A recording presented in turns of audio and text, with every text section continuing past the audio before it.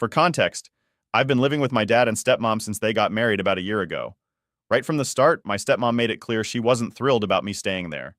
Despite her coldness, I chose to stay because the alternative, living with my mom and her difficult husband, wasn't viable for me. My stepmom's attitude has been tough on me. She's imposed rules that make me feel more like a tenant than a family member, especially about food. She declared that I wasn't allowed to eat anything she cooked or bought, so I had to start buying and cooking my own meals, which my dad pays for, though she disapproves. Now here's where things got even messier. A few days ago, an emergency struck that really put our strained household dynamics to the test. My stepmom's sister had a severe accident and needed emergency surgery. It was a scary time, and while the surgery eventually went well, the chaos it caused at home brought some underlying tensions to the surface. On the day of the accident, my stepmom texted me in the afternoon. She informed me that she'd be bringing her sister's children to our house later that night because of the emergency, and she asked me to get groceries and prepare a late dinner for them. Considering how she had been treating me, her request felt abrupt and unreasonable. Upset and feeling taken for granted, I chose not to respond to her text or fulfill her request. When my stepmom arrived around midnight with her niece and nephew, she was shocked to find that not only had I not prepared any food, but I hadn't even picked up any groceries. The kids were tired and hungry, and the situation quickly escalated. My stepmom was furious, confronting me about my lack of action. I calmly explained that since she had made it clear I was not her responsibility, I didn't see why her family's emergency should become my responsibility. I reminded her of her own rules, that I was to fend for myself, so I applied the same logic to her request. She lashed out, calling me selfish and a jerk. I retorted that she was seeing a reflection of her own treatment toward me. Things got heated, and she ended up having to order pizza to feed everyone. The argument didn't go unnoticed. My dad overheard and intervened, but not in the way I hoped. My dad was deeply upset with me. He believed I should have helped out as part of the family, especially given the emergency situation. He said that refusing to help showed a lack of compassion and maturity. He argued that this could have been an opportunity to mend fences and improve our relationship. Frustrated and feeling misunderstood, I countered that our relationship had deteriorated beyond simple fixes, especially due to the constant exclusion and disrespect I felt from my stepmom. The fallout was significant. My dad decided to ground me, stating that I needed to reflect on my actions and the impact they had on others, particularly in times of crisis. He expressed disappointment in how I handled the situation, emphasizing that families should support each other, no matter the circumstances. Later, my mom heard about the incident through family friends who had picked up on the drama. She was torn. While she understood my feelings of alienation and frustration, she also wished I had risen above the situation and helped my stepmom out of compassion for the kids involved, if nothing else. This led to a long, emotional conversation with her about my living arrangements and whether it was time to reconsider my decision to stay with my dad. As it stands, the household remains tense, and I'm left feeling isolated and conflicted. On one hand, I stand by my decision to set boundaries based on how I've been treated. On the other, I wonder if there was a better way to handle the crisis that could have avoided further conflict. The incident has forced me to reevaluate my relationships and consider the future of my living situation as I strive to find a balance between standing up for myself and maintaining family harmony. So am I the idiot here? Now for the top comments before the update. Not very. You are not entitled. She set a precedent in the home and she got angry when it came back to bite her. Your father is a real piece of work too. I cannot imagine marrying someone who would mistreat my child. I recommend you get away from all of them as soon as possible. Yes, it's what she wants, but is it worth staying in such a hostile environment? Seriously, I was going to say this as well. But if I was with someone who treated my son like this, they would be out on that bar in no time.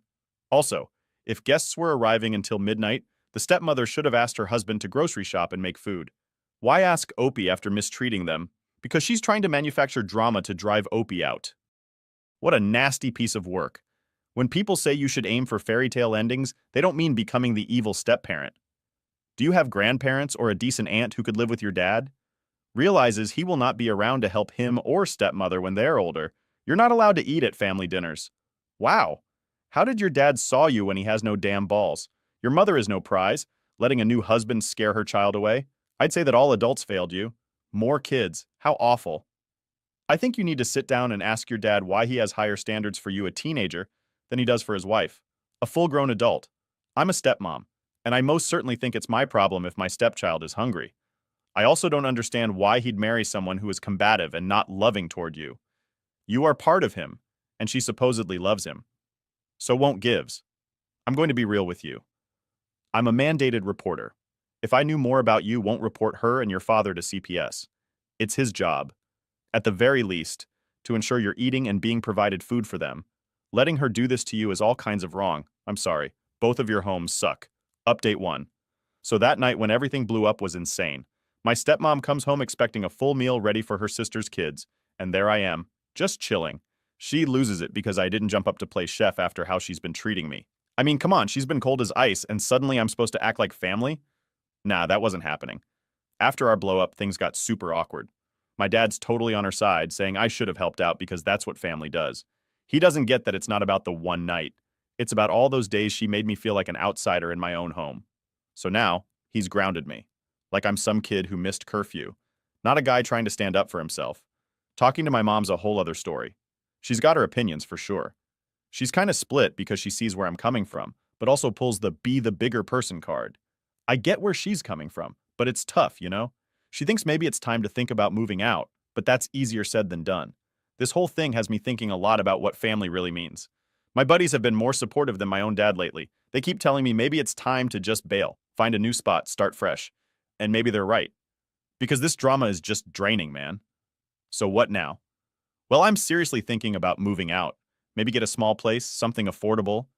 I've been looking at job ads, trying to stack up some cash, maybe get some more hours at work. I've also thought about seeing a counselor because this whole saga's got my head spinning, man. I gotta figure out how to handle things without losing my mind or making things worse at home.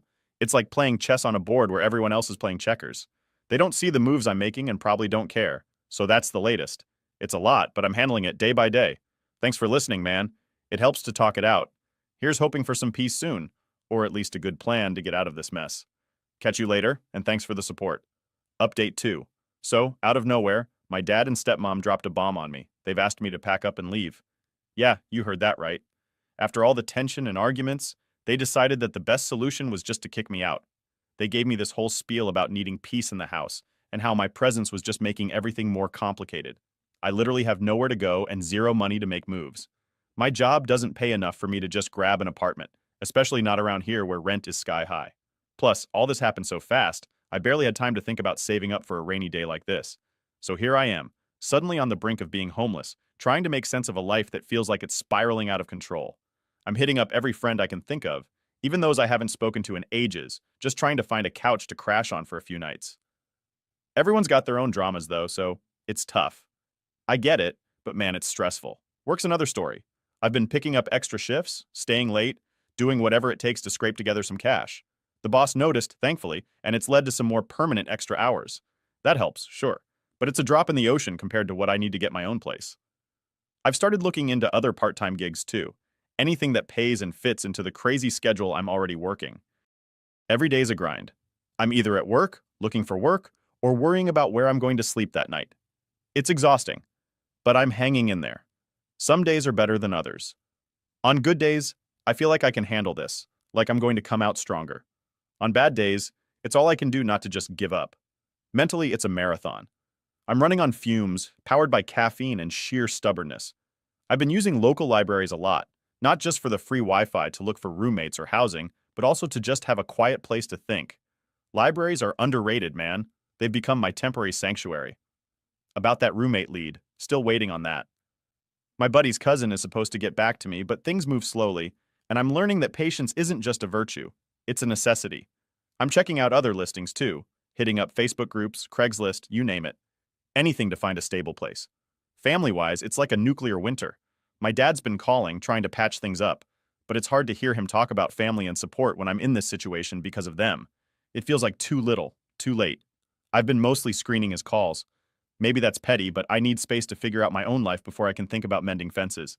I had this long convo with my mom the other night. She's worried, obviously. We talked about everything, my living situation, the job hunt, my mental state. She's pushing me to keep my head up, reminding me that I've gotten through tough times before. It helps, hearing that from her, even if her situation isn't exactly one I can fall back on. Looking at the bigger picture, this whole ordeal has really forced me to grow up fast. I'm making decisions I never thought I'd have to make, like budgeting every penny and figuring out the cheapest meals that'll keep me going. It's a crash course in adulting, and I'm learning on the fly. So what's next? Keep pushing, keep working, keep looking for that break that'll get me out of this. I'm not down for the count, not by a long shot. I've got plans, dreams, stuff I still want to do. This is just a rough patch, a really rough patch, but I'll get through it. Seriously, to everyone who's been reaching out, offering advice, or just sending good vibes, thank you. It means the world right now.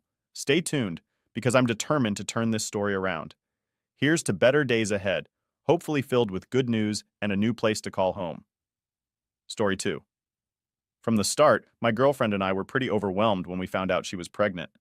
We were both scared, but eventually committed to raising our baby together.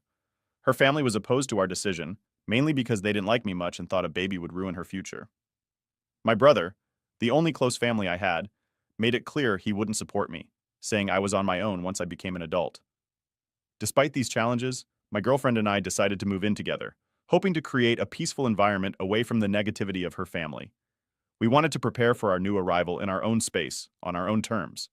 However, things didn't quite go as planned. As my girlfriend's due date approached, her family did a complete 180. They went from being cold and distant to overly involved, especially her mom. She even insisted on moving in with us for a while after the baby was born to help us out because we were new parents. I agreed, thinking it would be beneficial, but I couldn't have been more wrong. The first few weeks with her mom in our house were incredibly stressful. She criticized everything I did, from how I held the baby to my attempts at changing diapers. She'd snatch the baby from my arms with barely a reason, saying things like she needed to be fed or changed, even if I was just trying to comfort her. If I protested or tried to be involved, she'd dismiss me, claiming I didn't know how to take care of my own child. One day, the situation escalated dramatically. My girlfriend's mom had been particularly overbearing, hovering anytime I tried to interact with my daughter.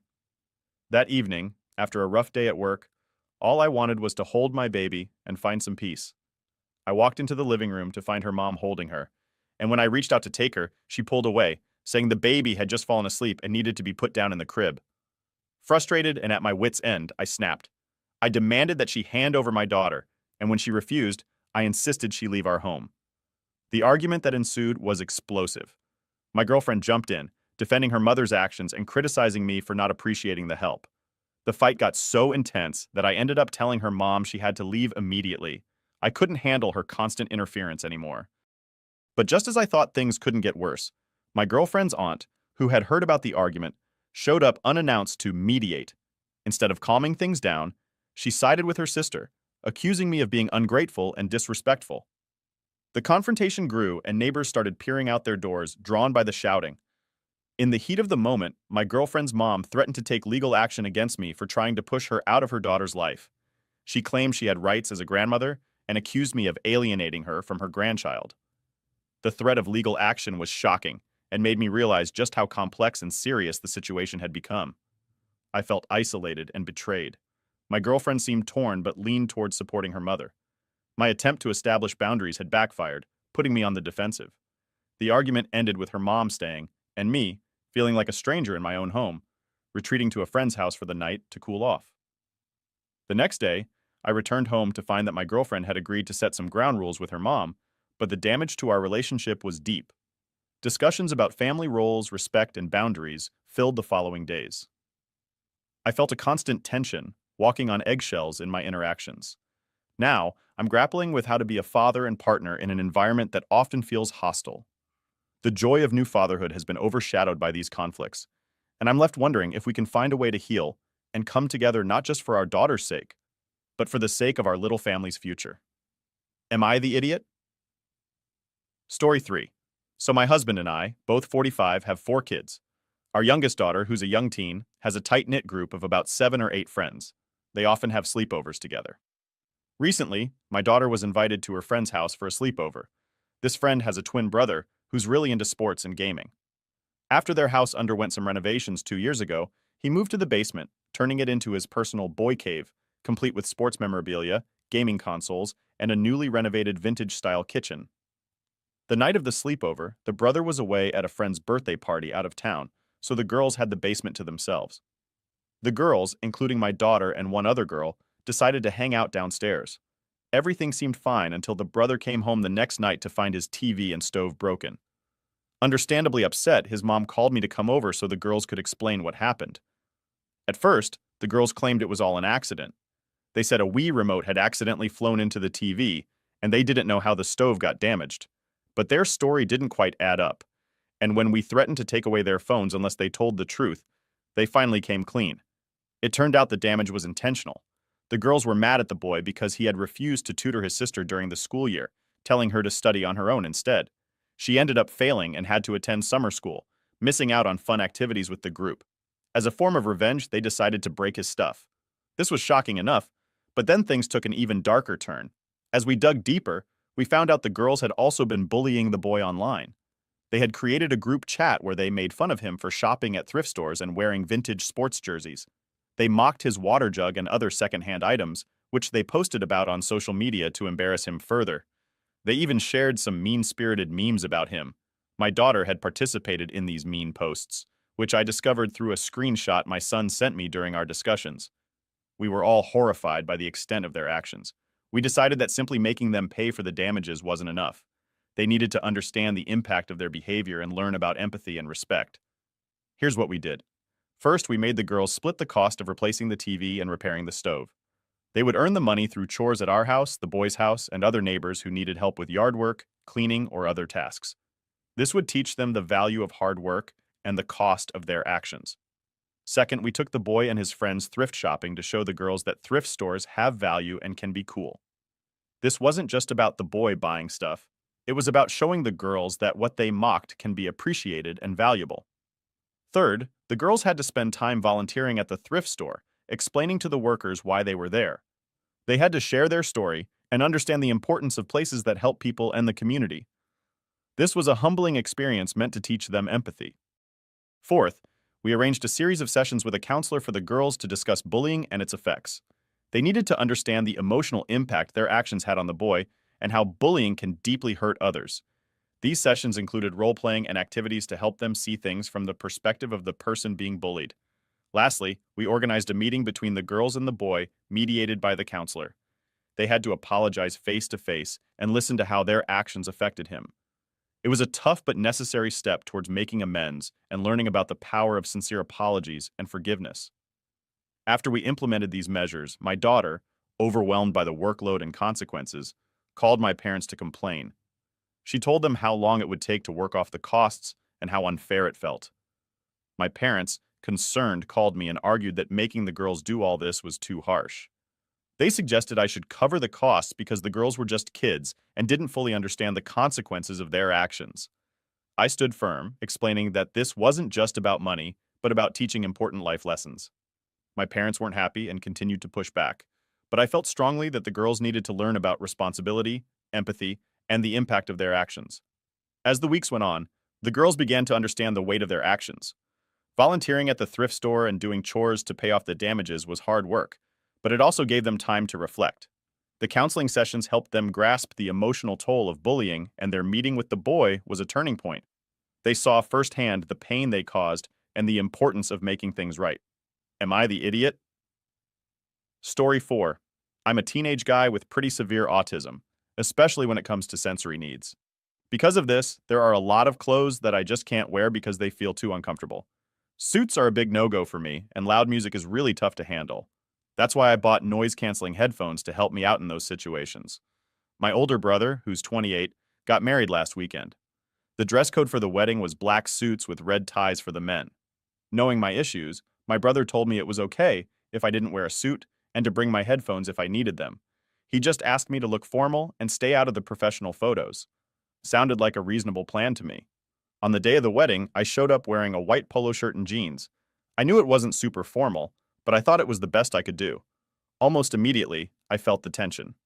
My sister-in-law, who's 31, and her family started whispering and giving me looks. Eventually, they came up to me, saying what I was wearing was completely inappropriate and that I was embarrassing her side of the family. They made me feel really small, especially since my sister-in-law knows about my autism and sensory issues. She also mentioned that I should have asked her about my outfit first. This made me feel even worse because I assumed my brother had already talked to her about it. Feeling out of place and uncomfortable, I tried to avoid drawing any more attention to myself. As the evening went on, things got worse. My sister-in-law, who had been drinking, suddenly started shouting at me to take off my headphones because she found it disrespectful that I was wearing them while everyone else was dancing to the music. I was overwhelmed and didn't know what to do. Instead of trying to explain myself and causing a scene, I decided to wait outside until the party was over. The next day, I overheard a heated argument between my brother and his new wife about the incident.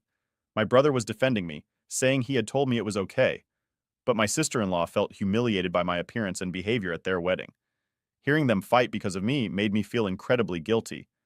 I started questioning if I should have just tried harder to wear a suit and handle the loud music without my headphones. But that wasn't the end of it. A few days later, my sister-in-law's family began spreading rumors about me within our social circles, painting me as a troublemaker who intentionally tried to ruin the wedding. They exaggerated the story, saying I refused to follow any rules and was disrespectful on purpose. This made things awkward for my parents and me because people started treating us differently. Then my sister-in-law took things a step further. She posted a rant on social media about certain guests who didn't respect her wedding. She didn't mention me by name, but it was clear who she was talking about. The post went viral among our friends and family, leading to even more gossip and judgment. Some people commented, supporting her view and saying things like, "Weddings are special, everyone should follow the dress code, and it's about respect." Feeling even more isolated, I decided to write a heartfelt letter to my sister-in-law, explaining my autism and sensory needs in detail, hoping she would understand. I poured my feelings into the letter, describing how difficult it is for me to wear certain clothes and handle loud noises. I also apologized for any distress I caused at the wedding and assured her that I never intended to ruin her special day. A few days later, I received a reply from her. She thanked me for the letter and said she understood my situation a bit better now, but she still felt hurt by what happened. She asked for some time to process everything and hoped we could move past this eventually. Meanwhile, my brother suggested we all meet with a family counselor to help resolve the tension. The idea was to have a neutral party mediate the discussion and help us communicate more effectively. My parents, my brother, his wife, and I agreed to give it a try.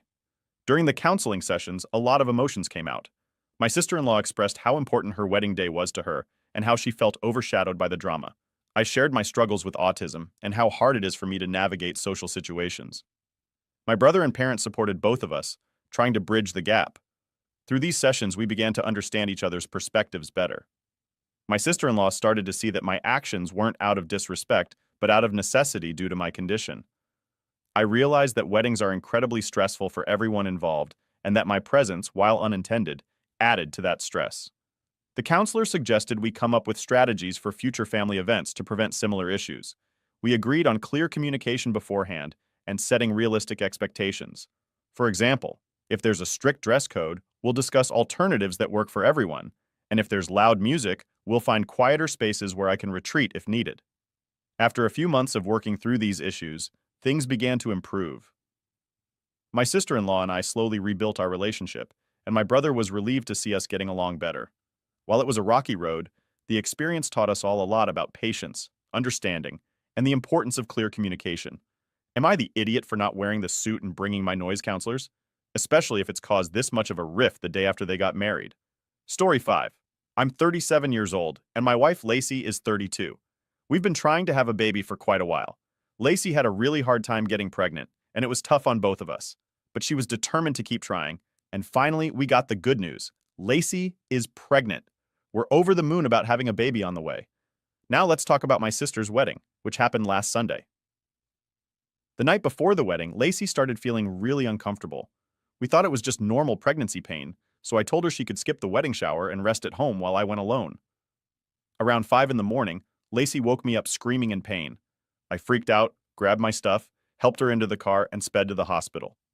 On the way, I tried calling my parents and my sister, but it was really early, so no one answered.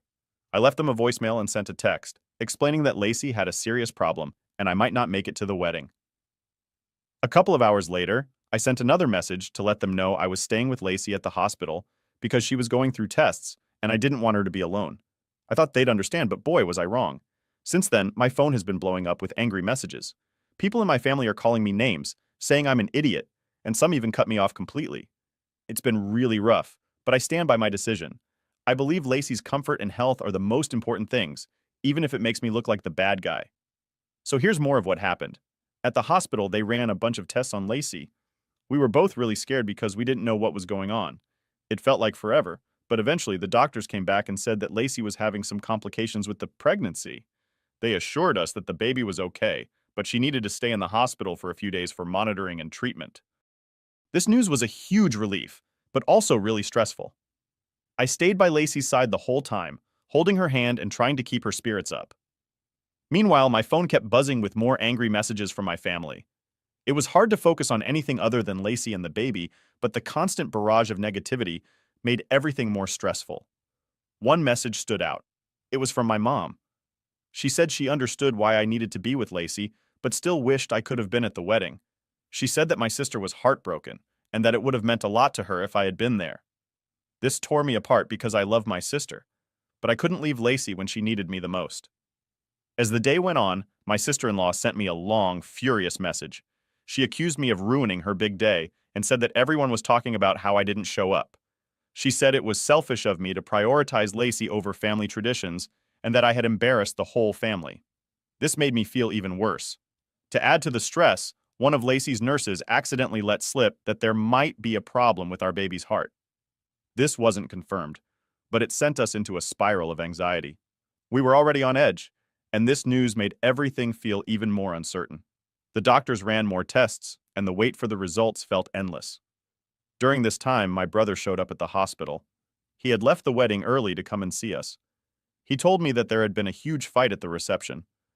Apparently, my sister had found out why I wasn't there and got into a heated argument with our parents. She felt betrayed and abandoned, and this led to a shouting match that left everyone upset. My brother said he understood why I had to be there with Lacey, but he also told me how hurt our sister was. Later that night, Lacey's condition stabilized a bit, and we finally got some good news. The tests showed that the baby's heart was fine, and the complications were something the doctors could manage with proper care. This was a huge relief for both of us, but we were exhausted from the emotional roller coaster. As we tried to get some rest, my phone buzzed again. This time it was a message from my dad. He was furious, saying that my absence had cast a shadow over my sister's wedding day. He said that family should come first and that I had let everyone down. He accused me of being dramatic and said that I should have left Lacey in the hospital